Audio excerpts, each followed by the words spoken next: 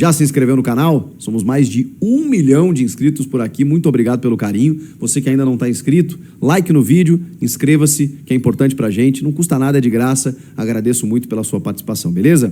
Hoje o Corinthians tem o Héctor Hernandes e o Yuri Alberto.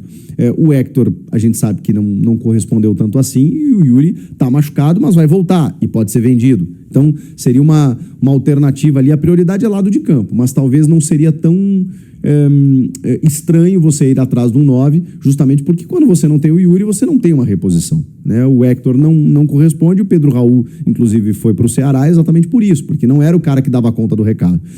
Aí você tem um cara de uma rodagem interessante na Europa, por algumas boas equipes, né? Mônaco, Benfica, aí tudo bem, tem o Rio Ave de Portugal, tudo mais, o Galatasaray mais recentemente, o Fulham na Inglaterra, mas ele tá num jejum aí de mais de um ano sem marcar. Ele na última temporada, inclusive, poucas vezes entrou, acho que tem 5 participações aí, não fez nem gol, nem assistência. O último gol dele foi no dia 17 de março do ano passado.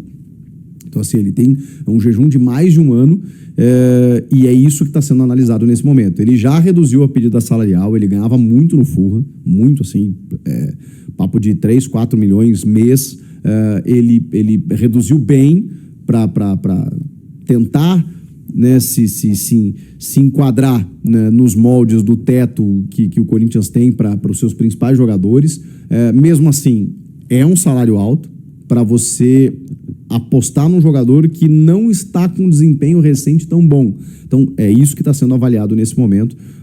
Eu acho que é um jogador interessante e até pelo nível de futebol que ele já demonstrou, fazendo gols, inclusive, acho que pode retomar, tem idade para isso. 30 anos jogando no futebol brasileiro, pode ser que ele resgate esse futebol que ele já demonstrou. Mesmo em... são equipes medianas, né? A gente não está falando da primeira prateleira da Europa, mas a gente está falando de equipes que competem contra essas grandes equipes. Então o nível acaba sendo interessante. E ele se mostrou, especialmente no Benfica, onde ele fez muitos gols.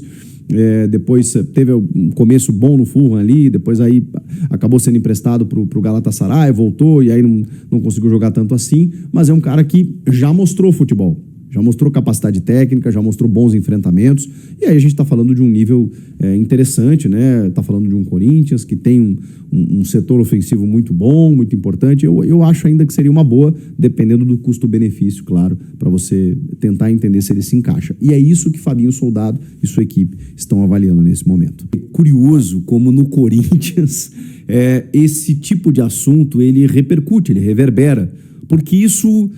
obviamente eu não tenho aqui dados concretos, mas eu sei que isso acontece em outros clubes, mas é curioso, porque o Corinthians atrasou um dia relacionado ao 5º dia útil dos pagamentos relacionados ao mês de junho, que devem ser pagos em julho, e pronto, virou um rebuliço. O Corinthians está atrasando salário, aquela coisa toda, está em débito com os atletas, a gente sabe, né, como o Corinthians vive problemas financeiros, políticos, administrativos, né, está com uma presidência transitória, tem muitas pendências a pagar, tem muitos vencimentos, tem muitas dívidas, a gente sabe de tudo isso. Então, quando sai a notícia de que o clube atrasou o pagamento não só do elenco, tá, mas de funcionários do clube associativo também, obviamente isso gera uma repercussão maior.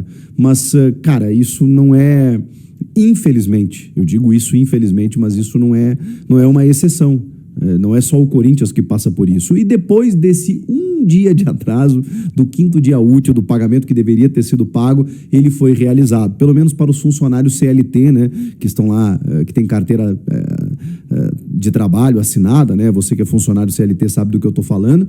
E os funcionários no modelo de PJ, né, de pessoa jurídica, que são prestadores de serviços, aí esses sim, até o dia 10, terão os seus salários recebidos. Então, não só o elenco profissional do Corinthians, mas também os funcionários que estavam com os salários atrasados em um dia, eles acabaram recebendo nessa terça-feira. O Corinthians regularizou tudo.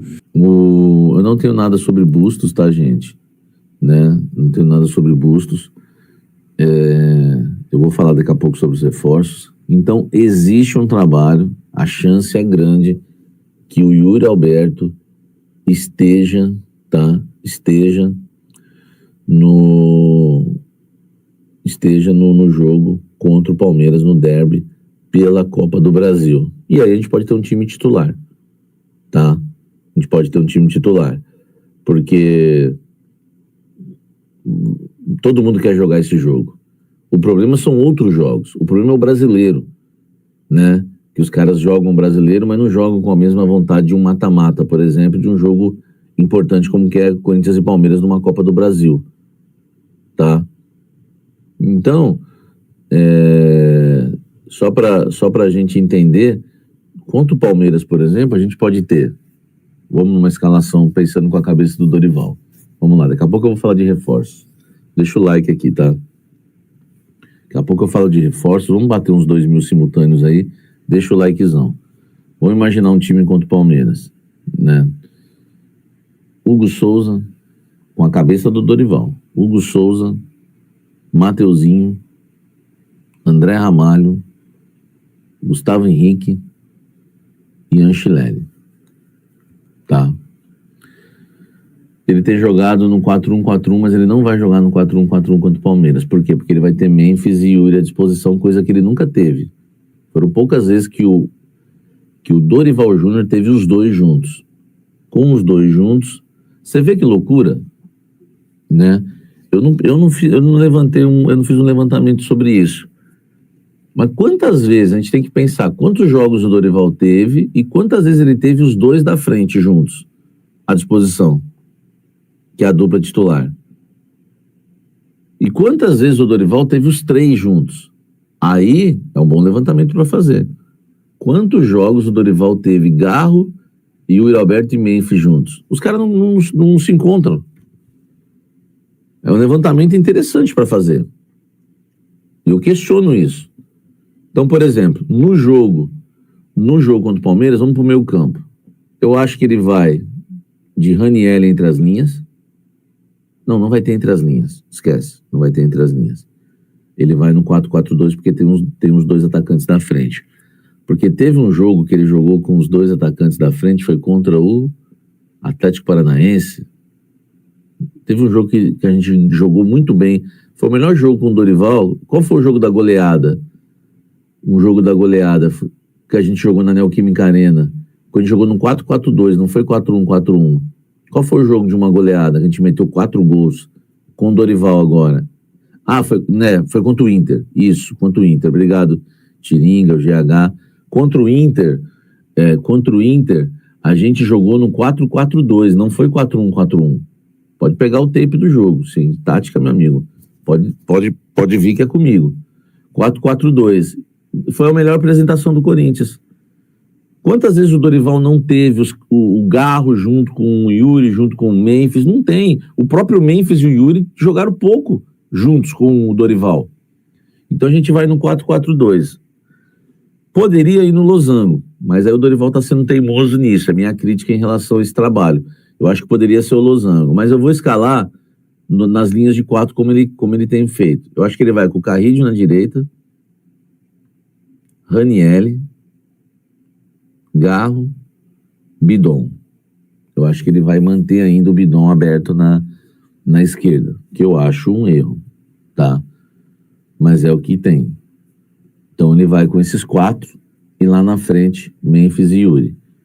Cara, não podemos negar, tá? Não podemos negar que é um bom time. O problema é a linha de 4 atrás. Mas do meio pra frente, cara, é um time equilibrado igual a todos, velho. Dos que vão disputar títulos, que vão brigar, cara, é um time interessante, entendeu? Então, Carrillo na direita aberto, né? Ranieri para marcar, Garro e Bidon, na frente Memphis e Yuri, entendeu? Aí no banco de reservas à disposição, lá na frente a gente tem os maravilhosos Romero, Thales e Hector. Salve a corintiana, né, gente? Foi divulgado aí ontem, né, nessa quarta-feira, que o Corinthians deve 300 mil referente à segurança particular do Memphis Depay. Gente, sinceramente, já não sei mais o que pensar, tá?